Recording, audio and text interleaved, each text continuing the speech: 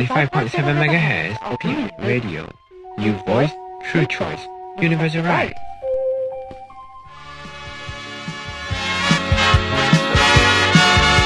မင်္ဂလာပါဒီဘေတာတို့ရဲ့ Opinion Radio အစီအစဉ်ကနေကြိုဆိုလိုက်ပါတယ်ဒီဘေတာတို့အတွက်ရင်ခုန်စရာစိတ်လှုပ်ရှားစရာအစီအစဉ်ကောင်းတွေကိုလာစဉ်ထုံးပြပေးသွားရမှာမလို့စောင့်ကြည့်ကြဖို့မင်းနဲ့နော် Youth Voice True Choice Universal Right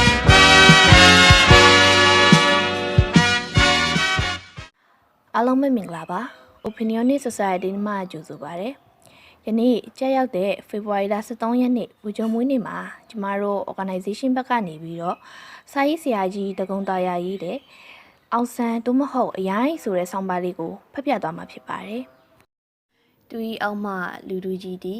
စီကန့်တေဝချင်းအတန်ငယ်ကင်းမဲ့စွာနားထောင်လျက်ရှိ၏လူလူကြီးတီစူးစိုက်ခြင်းမရှိတချို့ကပြုံးရွယ်ရည်နေ၏နောက်နာရှိလူတို့အဆက်ပိုင်းတစ်ခုကအချင်းချင်းခေါင်းရှိကပ်ကတီးတိုးပြောနေကြ၏သို့သောပြည့်ရပြူခြင်းကမရှိလေးစားခြင်းသည်အားလုံး၌တညီတညွတ်တည်းတည်ရှိ၏အစိမ်းရောင်ကတိပါကားကြီးသည်သူ့ကိုနောက်ကားခံ၍ထား၏ကားလိပ်ကြီးမှာဘာရုပ်ပုံတောတောင်းမှခြေထားခြင်းမရှိပကတိပိန်းပြောင်ပြောင်ဖြစ်၏ကတိပါကားသည်အခြားဘာဒိတ်ပဲကိုမျှထူးထူးထွေထွေမဖော်ပြသို့သောမှိုင်းညွတ်ခြင်းတစ်ခုသာရဲဝံ့စွာဆောင်ရွက်နေ၏သူသည်ဒီစိမ့်ညွတ်သောကားကြီး၏ရှေ့စင်မြင့်ဇက်ခုံပေါ်၌ရက်ကစကားပြော၍နေသည်သူသည်ဗမာပထဝီမြေကြီးမှဗမာဝါကွန်းဖြင့်ရက်လုတ်သည်ပင်ဒီဖြင့်ချမ်းကြီးကိုဝစ်ထား၏လုံကြီးမှာနီရဲသောရွှေတောင်ပိုးလုံကြီးဖြစ်၏ခေါင်းမှာပွားရောင်းရောင်းနှင့်မတည်သက်မျက်နှာအတွင်မြင်မှာအပူပိုင်းဒေတာအီကွေတာပေါ်ရှိကျွန်းစုများတွင်နေထိုင်သောမွန်ဂိုလီယန်အနွယ်လူရိုင်းမျက်နှာနှင့်တူ၏သို့မဟုတ်တောင်ပေါ်ချင်းတယောက်၏မျက်နှာနှင့်လည်းတူ၏တက္ကသိုလ်ကျောင်းသားလူလက်တန်းစား၏လက္ခဏာဖြစ်သောထဲဝါခြင်းယဉ်ကျေးသိမ်မွေ့ခြင်းတို့သည်သူ့တွင်လုံးဝမခိုအောင်လမ်းပေါ်တွင်နေရာတကာတွေ့မြင်နိုင်သောတာမန်စင်းရဲတတ်ဦးနှင့်သာတူ၏လူတူထဲမှသူတဦး၏အတွင်ပြင်မျိုးသာဖြစ်၏သူသည်လက်နှစ်ဖက်ကိုဘေးသို့ကား၍လှုပ်ကားစကားပြော၏သူ၏စကားလုံးများကပြစ်ခြင်းမရှိချောမွေ့ခြင်းမရှိသို့သောအတွင်း၌ကအနက်ပါ၏တင်ပထမဆုံးတွေ့မြင်သောအောင်ဆန်း၏ပုံပန်းကိုရေးပါဆိုလျှင်ကျွန်တော်သည်ဒီပုံကိုရေးပြမည်ဖြစ်ပေသည်ထိုအခါက1936ခုပထမအဆုံးကျင်းပအပ်သောဗမာနိုင်ငံလုံးဆိုင်ရာကျောင်းသားများညီလာခံကြီးကိုရန်ကုန်မြို့ဂျူဘလီဟော့ခမ်းမတွင်ဆင်ရင်သောအခါဖြစ်ပေသည်ကျွန်တော်သည်အထက်တန်းကျောင်းတွင်ပညာသင်ကြားလျက်ရှိရာနေမှကျောင်းသားကိုယ်စားလှယ်အဖြစ်ကျောင်းသားညီလာခံသို့တက်ရောက်စဉ်အောင်ဆန်းစကားပြောသည်ကိုတွေ့မြင်ရခြင်းဖြစ်ပေသည်1936ခုတပိတ်မောက်ကိစ္စတောက်လောင်တော်မီစစ်စစ်မိချိုးများဥနေသည့်အခိုင်အောင်ဆန်းအမိကိုသတင်းစာများတွင်ဖတ်ရသောအခါသူ့ကိုတီးကျင်သောစိတ်ထက်သန်ခဲ့သည်ထိုအခါအောင်ဆန်းမှာတက္ကသိုလ်တက်မကအသင်း၏ကြွေးကြော်တမ်းဖြစ်သောအိုးဝင်မဂဇင်းအယ်ဒီတာဖြစ်သည်ကျွန်တော်မှာစာပေဝန္ဒနာပါသူဖြစ်ရာအောင်ဆန်းကိုအိုးဝင်မဂဇင်းအယ်ဒီတာအဖြစ်စိတ်ဝင်စား၏အားကြ၏သူ့အကြောင်းကိုသိကျင်၏တွေ့ဘူးကျင်၏သို့သောဂျူဘလီဟော့ကျောင်းသားများညီလာခံတွင်သူ၏ရုပ်သွင်းနှင့်သူ့စကားပြောသည်ကိုတွေ့မြင်ကြားနာရသောအခါအထင်နှင့်အမြင်ကွာနေသည်ကိုတွေ့ရ၏ကျွန်တော်ထင်ထားသည်မှာကောလိပ်ကျောင်းသားရုပ်ဖြောင်းခိုက်ကြစကားပြောကောင်းဟုဖြစ်၏အက်ဒီတာလည်းဖြစ်သည်ဖြင့်အတော်အတင်ကြီးသား၏တွေ့ရသောအခါရုပ်ကလည်းမဖြောင်းစကားပြောလည်းမပြည့်ပြည့်တို့ဖြစ်၍စိတ်ကမကြည်နဲ့ထိုအခါကျွန်တော်မှာအရွယ်နုနယ်သေး၍စိတ်ကူးရင်ဖြစ်သာအောင်ဆန်းကိုရုပ်ဖြောင့်စေခြင်းစကားပြောကောင်းစေခြင်းနေ၏ထို့ကြောင့်စိတ်แท้ကမကြည်နဲ့နောက်တစ်နှစ်ခန့်ကြာသောအခါကျွန်တော်လည်းတက္ကသိုလ်သို့ရောက်၍နေသည်ကျွန်တော်တက္ကသိုလ်ရောက်သည့်1939-38ခုနှစ်ကကိုအောင်ဆန်းသည်တက္ကသိုလ်သမဂ္ဂတွင်ဥက္ကဋ္ဌဗမာနိုင်ငံလုံးဆိုင်ရာကျောင်းသားသမဂ္ဂတွင်ဥက္ကဋ္ဌဖြစ်၏ထိုအခါကျွန်တော်လည်းကိုအောင်ဆန်းနှင့်အတိဖြစ်လာ၏အတိသာဖြစ်ုံဖြစ်သည်မရင်းနှီးခဲ့ပေ သူနှစ်ကရင်းနှီး၍မဖြစ်သူသည်ရင်းနှီး၍ရသောလူစားမျိုးမဟုတ်နိုင်ငံရေးအတူတူတွဲဖက်လုပ်လျင်သာသူနှင့်ရင်းနှီးမိဖြစ်၏တက္ကသိုလ်တွင်နေ့စဉ်ကျွန်တော်သည်တမကနိုင်ငံရေးကိုသာတစ်ဖက်သက်မလိုက်စာပေကဗျာကိုလည်းရေးချင်၏ဂီတကိုလည်းလိုက်စား၏ဒီလိုအစွန်လုပ်ချင်သဖြင့်သူနှင့်မရင်းနှီးနိုင်ပေသူကနိုင်ငံရေးသမားတက်တက်ဖြစ်သည်ကိုအောင်ဆန်းနှင့်ကျွန်တော်ကိုယခုသခင်ဘာဟင်းကအတိဖွဲ့ပေးခဲ့၏သို့သောကျွန်တော်သည်နိုင်ငံရေးသမားတက်တက်မဟုတ်သဖြင့်သူ၏အတိထက်လွန်မြောက်၍ရင်းနှီးသောအဖြစ်သို့မရောက်သွားခဲ့ပေသခင်ဘာဟင်းနှင့်က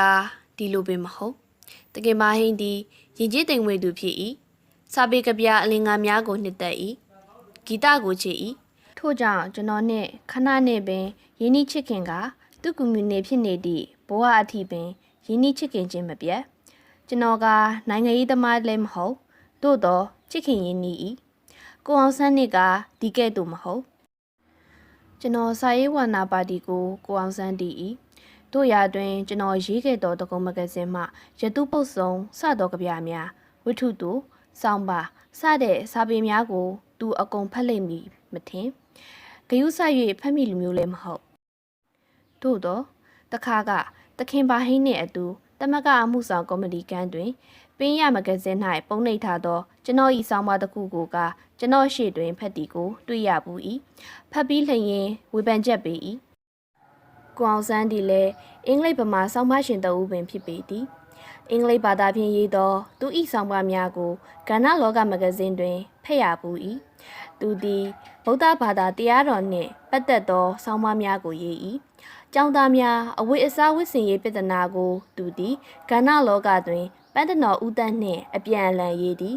ဗမာနိုင်ငံလုံးဆိုင်ရာကျောင်းသားများတမကအသင်း၏ကြွေးကြော်တန်ဖြစ်သောမျိုးညွန့်မဂဇင်းတွင်ပါသောသူ၏လောကဝိဟာအမည်ရှိဆောင်းပါးသူကလေးကိုကသဘောကျခဲ့၏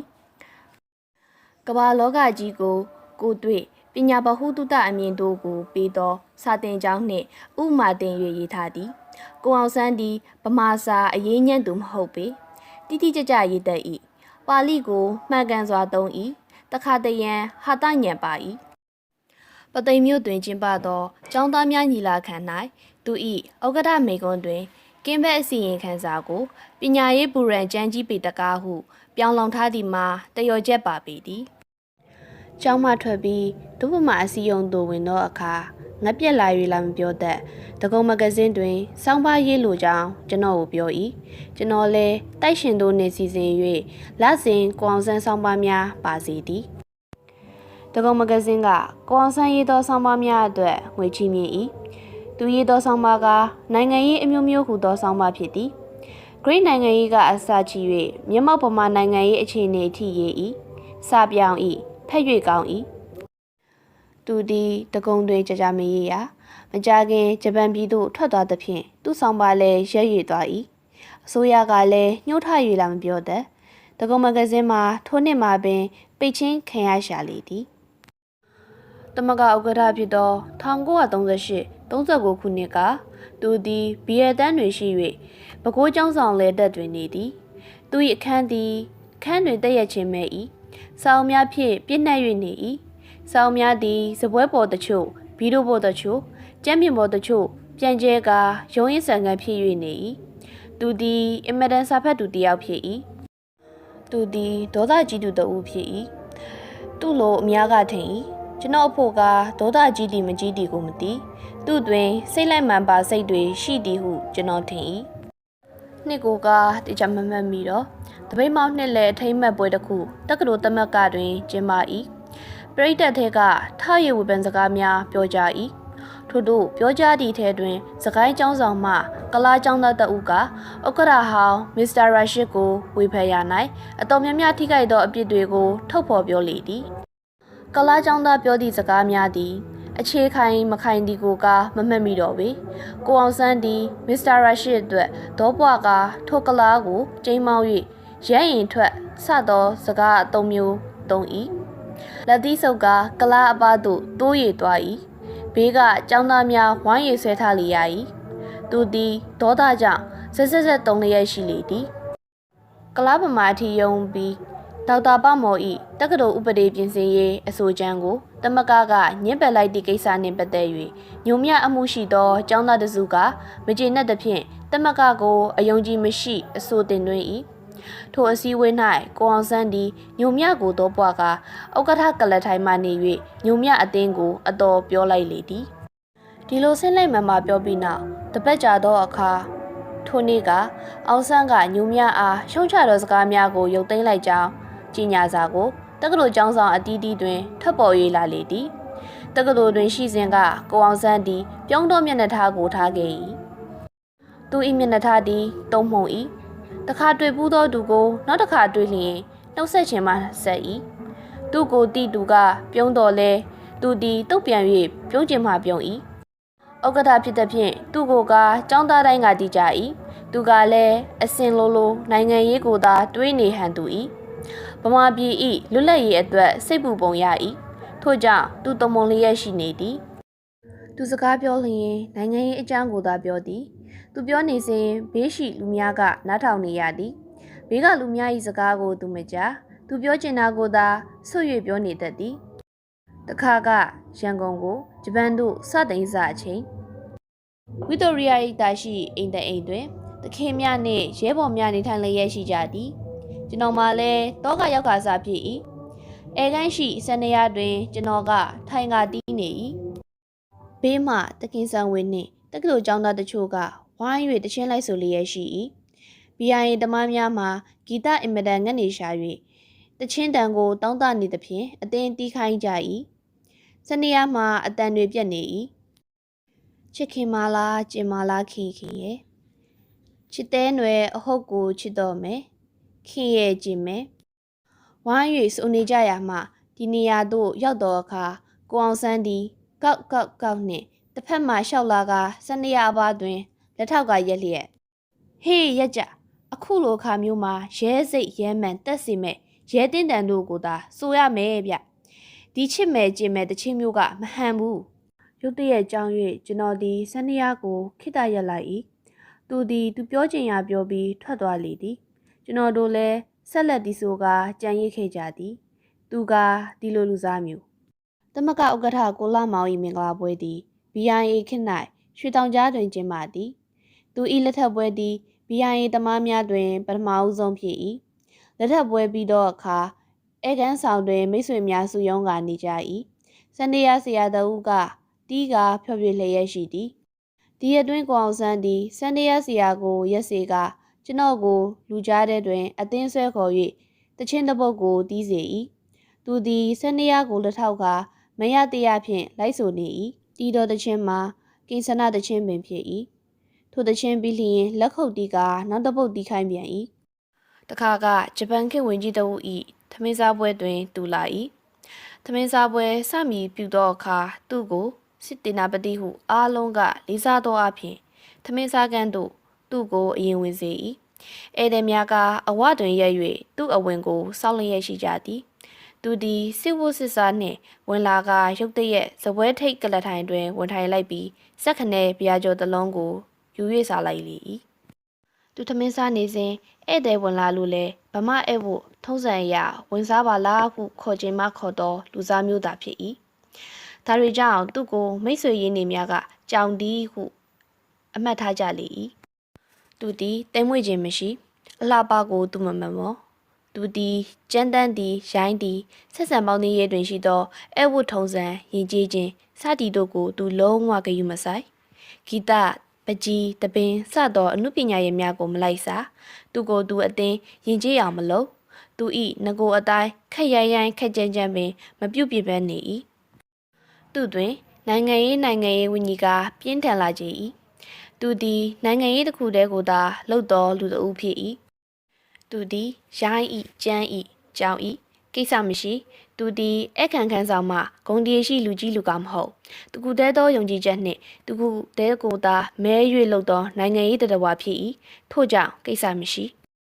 1942 43ခုနှစ်တွင်သူနှင့်နောက်ဆုံးတွေ့၏သူသည်အနုပညာအကြောင်းကိုပြောပြ၏အနုပညာဆိုတာရှိတာပဲလင်မယားဘဝမှာအနုပညာမဲ့ရင်လင်မယားကွဲမှာပေါ့ဒီလိုပဲတော်လန်ကြီးမှာလည်းအနုပညာရှိတာပဲ အမှုပညာများအောင်မှတော်လန်ရေးဟာလဲတကယ်တော်လန်ရေးအစစ်ပဲဆီယမတော်ခင်ကြီးနဲ့စစ်ဆက်ပြီးလက်မထက်ခင်3-4ရက်လိုကကိုပါဟင်းကိုလာရှာရင်ကျွန်တော်နဲ့တွားတွေ့၏သူသည်အဲကန်းရှိအဖုံးပိတ်ထားသောစံနေရတွင်လက်ထောက်ကဒီမဲအိမ်အောင်ပြုရဲဆိုတာတိတ်စဉ်းစားတွေ့ဝေရလို့မရဘူးတခါတည်းဇွတ်လုပ်လိုက်ရတယ်ဟုမမေးပဲသူ့ဘာသာသူပြောနေ၏လက်ထပ်ပြီးစားကကျွန်တော်ရေးလျက်ရှိသောလွတ်လပ်ရေးကြိုးပမ်းမှုစာအုပ်နှင့်ပတ်သက်၍အင်းလျာကန်ဆောင်ရှိသူ့အိမ်သို့ရောက်သွား၏အဲကန်းတွင်ခိတ္တဆောက်နေ၏ထွက်လာတော့အခါသူ့နှုတ်ခမ်းတွင်ရမ်းနေသည်ကိုတွေ့ရ၍မပြုံးမိအောင်ဟန်ဆောင်နေရ၏ဒီနောက်သူနှင့်ကျွန်တော်မတွေ့တော့တွေ့ဆုံဖို့အကြောင်းမရှိပဲသူ့စီသွားလဲကလည်းဖော်ဖော်ရွရွလောကုပြူငါခေါ်မိလူစားမျိုးလည်းမဟုတ်တခါကဗိုလ်ချုပ်ဘဝတွင်မော်တော်ကားကြီးထဲ၌သူ၏ဇနီးကလေးများနှင့်တပြုံကြီးမြင်လိုက်ရ၏အော်တားနှင့်မယားနဲ့မှုလူစိတ်တော်ပေါက်လာပြီးအရင်ကလိုကြောင်တော့မီမဟုတ်အကျန်းအရိုင်းမှရင်ကျေးလာတော့မီဟုအောင်းမေ့လိုက်၏မှန်ကားမပြောတတ်ဖောက်စားပါလောက်ကထအမျိုးသားကောင်းဆောင်ဦးအောင်ဆန်းကိုကကျွန်တော်မသိသူ၏နိုင်ငံရေးကိုဝေမဲ့ခြင်းမဟုတ်သူ၏လူအဖြစ်သာကျွန်တော်တိအထိပြောပြခြင်းဖြစ်ပေသည်တခုတော့ထင်သည်သူသည်လူတို့ထဲမှသူတဦးဖြစ်၍လူတို့နှင့်ဆက်ဆက်နေ၍လူတို့ကောင်းဆောင်ဖြစ်လာသည်ဖြစ်လိမ့်မည်တကုံတာယာမဂဇင်းဒီဇင်ဘာ1946ခုနှစ်အခုလိုအဆုံးထိနားထောင်ပေးတဲ့အတွက်ကျေးဇူးတင်ပါတယ်ရှင် 25.7 MHz OPM Radio. Use voice, true choice, universal right.